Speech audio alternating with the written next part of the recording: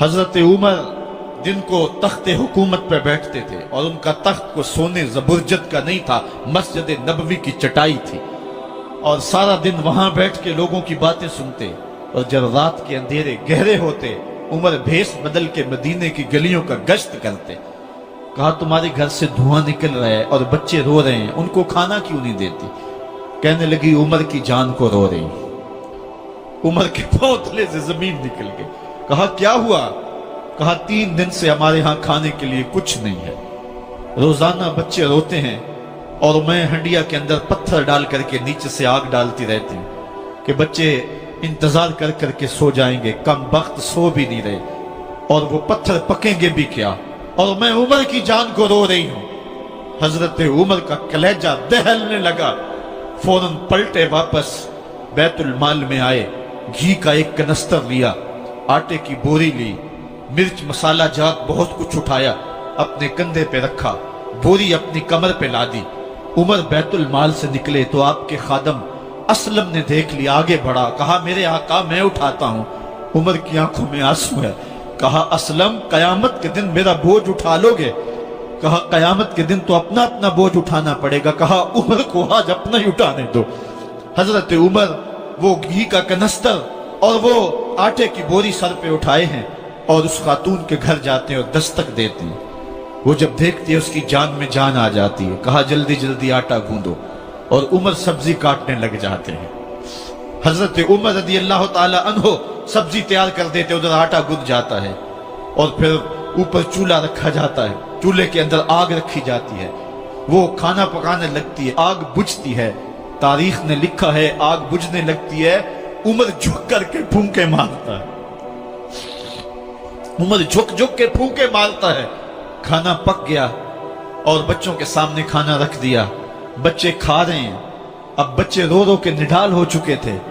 حضرت عمر اپنے ہاتھوں کو اور اپنے گھٹنوں کو اور اپنے پاؤں کو زمین پہ لگا کے، جس طرح بکری کا بچہ چلتا ہے، ویڑے کے اندر کبھی ادھر چلتے ہیں کبھی ادھر چلتے ہیں، تاکہ بچے مجھے دیکھ کے خوش ہوں اور دل میں کہتے عمر جتنا رلایا ہے اب اتنا ہنسانا بھی پڑے گا۔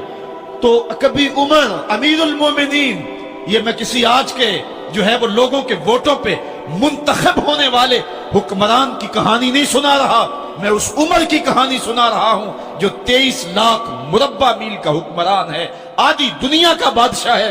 حضرت عمر جو ہے جس طرح بکری کا بچہ چلتا ہے، اس طرح اپنے ہاتھ اور اپنے گھٹنے زمین پہ ٹیک کر کے جو ہے وہ اس طرح چلتے ہیں۔ بچے عمر کو دیکھ کے مسکراتے ہیں۔ جب بچے مسکرانے لگے تو حضرت عمر نے اس خاتون سے کہا بڑھیا عمر کو معاف کر دے۔ اس نے کہا تو اتنی ہمدردی کیوں کرتا ہے؟ کہا عمر بیچارہ بڑا پھنسا ہوا ہے، فکر ہے اس کو یرموک و فسطاط و حلوان کی، جب فتح ہے مصر تو تیاری ہے ایران کی، آتے جاتے وفد سے ملاقات بھی کرتا ہوگا اور شب کو معلوم حالات بھی کرتا ہوگا، کانٹوں میں الجھی ہوئی بیچارے کی جان ہے، نیند اس کو بھی آتی ہے، آخر وہ انسان ہے، میری بہن عمر کو معاف کر دے۔ اس نے کہا نانا عمر کی بات میرے سامنے نہ کر، قیامت کا دن ہوگا، عمر کا گریبان ہوگا اور میرا ہاتھ ہوگا۔ جب اس نے یہ بات کہی تو عمر برداشت نہ کر سکے، بچوں کی طرح بلک بلک کر رونے لگے۔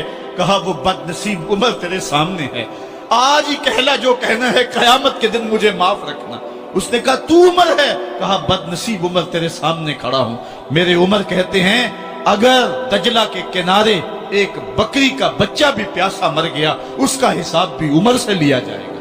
حضرت عمر نکلے یروشلم میں، ایک اونٹ ہے ایک غلام ہے، کبھی وہ سوار ہوتا ہے کبھی آپ باری مقرر کی ہے۔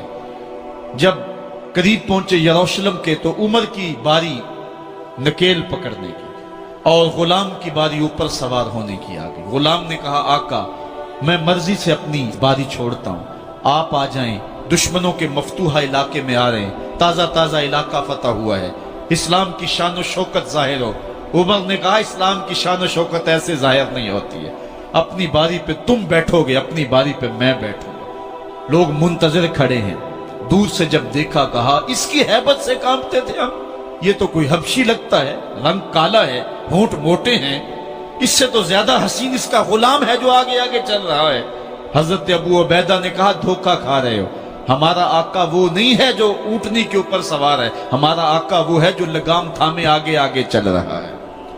حضرت عمر رضی اللہ تعالیٰ عنہ کو آگے بڑھ کے جابیہ کے مقام پہ حضرت ابو عبیدہ بن جراح نے استقبال کیا، تو حضرت عمر آگے بڑھے اور انہوں نے آگے بڑھ کر کے حضرت ابو عبیدہ کے دونوں کندھوں پہ ہاتھ رکھا، اور سنو حضرت عمر نے کیا کہا لا الہ الا اللہ انا کنا اذل قوم فاعزنا اللہ بالاسلام، کہا کہ لا الہ الا اللہ، اے ابو عبیدہ بن جراح، ہم ایک ذلیل قوم تھے اور اللہ نے ہمیں اسلام کی وجہ سے عزت عطا کی ہے، اور میں تمہیں ایک تاریخ ساز بات کہنے لگا ہوں، اور وہ یہ ہے کہ جب تک ہم اس عزت والے اسلام کے دامن کو تھامے رہیں گے ہماری عزت قائم رہے گی، اور جب اسلام کے علاوہ کسی اور جگہ سے عزت ڈھونڈیں گے تو رسوا کر کے رکھ دیے جائیں گے۔ یہ ہے وہ خلاصہ جو حضرت عمر نے امتوں کے عروج و زوال کا بیان کیا ہے۔ اس امت کو جو خیرات ملی ہے تخت و تاج کی، وہ پینٹاگون سے نہیں ملی، وہ واشنگٹن سے نہیں ملی، وہ وائٹ ہاؤس سے نہیں ملی، وہ محمد عربی کے جوڑوں کا صدقہ ملی ہے۔ اس لیے جب ہم نے اسلام سے انحراف کیا، پاکستان حاصل کیا گیا تھا، پاکستان کا مطلب کیا؟ لا الہ الا اللہ، ہم نے اس نعرے کو چھوڑ دیا ہوا ہے، ہم نے انحراف کر دیا ہے۔ آج ہماری نظریں مغرب کی طرف لگی ہے کہ تخت و تاج اس سے نصیب ہوتے ہیں، اور دنیا کے اوپر ہم رسوا ہو کے رہ گئے۔ ہماری پستی، ہماری ذبوحالی، ہماری ذلت کا سبب یہ ہے کہ جس جگہ سے ہمیں عزت ملی تھی ہم نے وہ مرکز ہی چھوڑ دیا ہے۔ اس مرکز حیات کو، اس مرکز زندگی کو، اس مرکز عزت کو ہم نے چھوڑ دیا ہے، اور دنیا کے اوپر ہم رسوا ہو رہے ہیں۔ انہی حضرت عمر کی کہانی ہے۔ وادی تہامہ سے گزر رہے تھے کہ بچوں کی طرح بلک بلک کے رونے لگے۔ کہا عمر جوان آدمی ہو اور بچوں کی طرح بلک کے رو رہے ہو؟ کہا تم نہیں جانتے، مجھے بچپن کی کہانی یاد آ گئی۔ کہا کیا کہانی ہے؟ کہا یہی عرض تہامہ تھی، میرے باپ خطاب نے مجھے 5 اونٹ دیے تھے، کہا انہیں لائن میں کھڑا کرو سیدھا، میں آگے والا سیدھا کرتا تھا، پیچھے والا ٹیڑھا ہو جاتا، پیچھے والا سیدھا کرتا، آگے والا ٹیڑھا ہو جاتا۔ میرے باپ خطاب نے مجھے بڑا مارا۔